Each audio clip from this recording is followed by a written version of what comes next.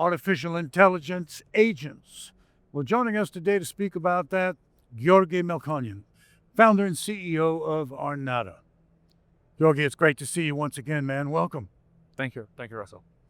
Well, let's define our terminology initially when we talk about artificial intelligence agents. Just what do we mean by that? Yeah, AI agents are AI system that can handle tasks independently. They can take the task and then do offline independently.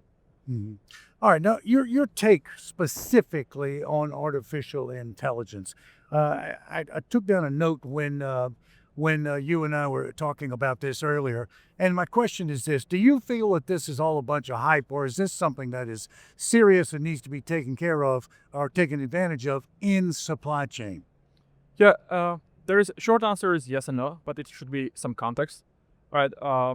For example, right now we have a very advanced AI technologies like self-driving cars in San Francisco or many other cities across the U.S. You can order a car using your phone, and car will arrive without a driver. So this is self-driving car, which is AI application, right? So this self-driving cars in November in San Francisco alone did similar number of rides as Lyft was doing with drivers. So it's actually working. So which is not hype, but this takes 15 years for this company to develop, right? However, after ChatGPT or OpenAI kind of become more popular, a lot of companies right now came in 1 year. They're saying we're building AI, right? It's that part I would kind of question, more kind of on the hype side. But we have really good applications on AI, which is live and working. So it depends on the context. If people kind of trying to think what is a hype, what is not hype, you just look at a kind of company stage, how old these companies are, how they are building, how many years. For example, if someone in a self-driving car example, if someone came to you and then say, hey, we launched this company 1 year ago and we have self-driving car, probably is a hype. They might have some level of 2 of autonomy, right? So lane control, cruise control, but not full self-driving car. The same applies to any other software layers, let's say AI agents or so. There are a lot of now generative AI applications, what they call AI agents. So this is kind of where it becomes trickier, where people don't know how to even differentiate it. So I would say, look at a company's kind of track history, how long they are there, because to build really good AI technologies, it requires time. It's like having a baby. You can't have in 1 month. You gotta have 9 months to have a baby. It's the same as AI applications. Mm-hmm. Georgy, obviously, people are interested in incorporating AI into their enterprise, but here's the question. How difficult would it be for them to build that in-house? It is very hard.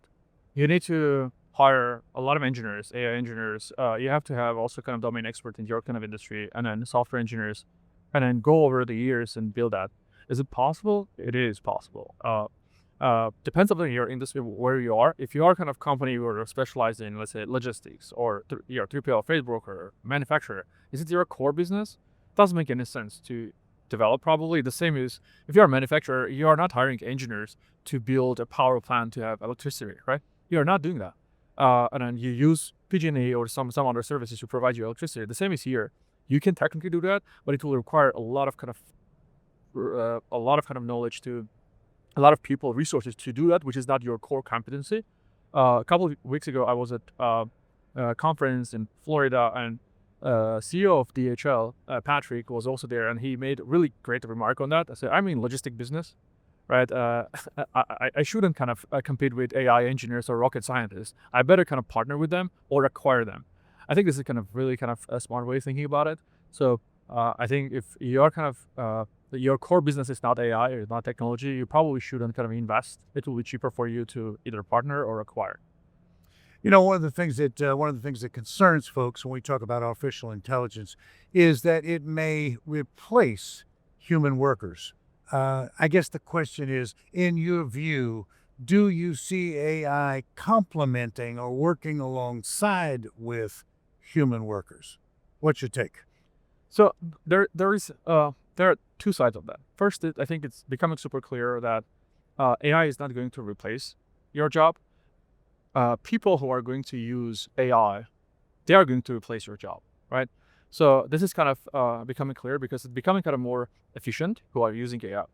However, there are a lot of jobs with human currently do, right? So we do, which is very robotic, right? Repetitive, a lot of kind of stuff, which is actually job of a robot. We take actually job of a robot and then do that. So I think better to return back the job of a robot to the robot and then do the job which human is good at, building a relationship, thinking about creative solutions or so. So I don't believe that AI is going to replace, and even though we are in AI kind of industry, but I think it's going to be more complementary and then empowering people to do more. Yeah. All right, once again, let's talk about supply chain. Let's talk about logistics, and let's talk about real world examples where AI is actually handling tasks today. So walk us through a couple of situations where that's taking place. What do you say? Yeah, for example, there are kind of technologies, for example, carousels, AI agent, right? There are kind of AI agent that can replicate the tedious and repetitive task of some professionals, carousels, logistic coordination job, or dispatcher job. They are taking hundreds of calls daily or sending in emails just to find a capacity, right? Just dialing all the time and then doing very similar stuff.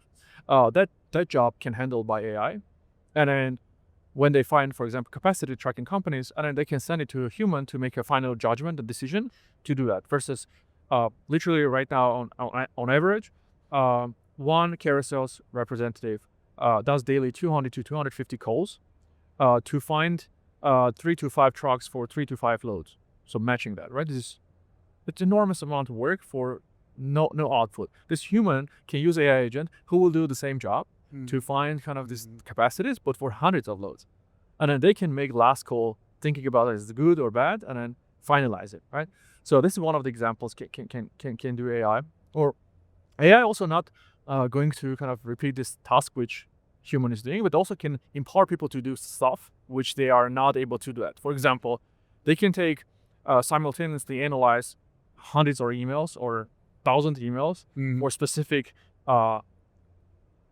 cargo, for example, and then decide which one is, and negotiate in parallel, right? We as a human, we don't negotiate in parallel. We negotiate one by one with individual, right? So this is kind of something which will empower people to do stuff which they are not even capable of doing. We are not capable of doing that.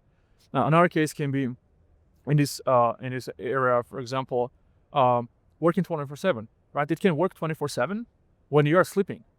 We want to go home. We want to go to see our kids. That can take over some, again, repetitive tasks at the night where we have to stay late or, don't see our kids. And then it will kind of do it perfectly. And then in the morning, you will come. We'll say, hey, here's what I did. And check it out. Do that. So it's already kind of there and it's working. So I think. Georgy, a final question, just briefly, for the benefit of anybody that doesn't know about Arnata and just what it does, what its focus is. Tell us something about the company. Yeah.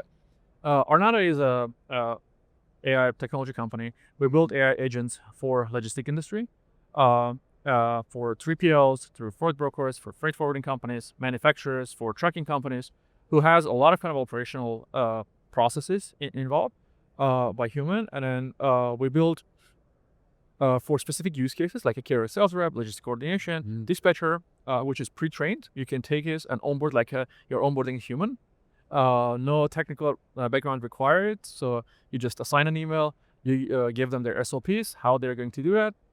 You give them access to your transportation management system or ERP. Similarly, like when you onboard your human employees, right? And then give them a goal. Here's what you have to do. And then they go on and execute. So it's pre-trained. They will adapt with your kind of use case. And then you can give a feedback them like you gave a feedback to your new employees who are doing some stuff, maybe mistakes or so. You're saying, next time do this way. You can do the similar kind of feedback to the AI we build in a human manner, and then they will course correct next time, and they will not do that. So we have right now 5 pre-trained agents for these cases I mentioned: carrier sales, logistic coordination, dispatcher, rate analyst. But you also can build your own custom agent. So we build all technology. It doesn't require you to have any technical background to adopt this technology. And so we are a company who are building technology for non-technical companies, people with that non-technical backgrounds, to be able to incorporate that in their in logistics. And we specialize only in logistics, all aspect of that. But yeah, this is what we do. Well, that is an interesting approach, interesting business model, I must say. Very interesting indeed. And a fascinating look at one of the most, I guess, the most interesting technology that's going on right now in supply chain. Thank you very much for meeting with us today. Thank you. It's Georgy Melkonyan, Arnata, speaking with us today about artificial intelligence and how it is going to optimize your enterprise. Thanks for watching.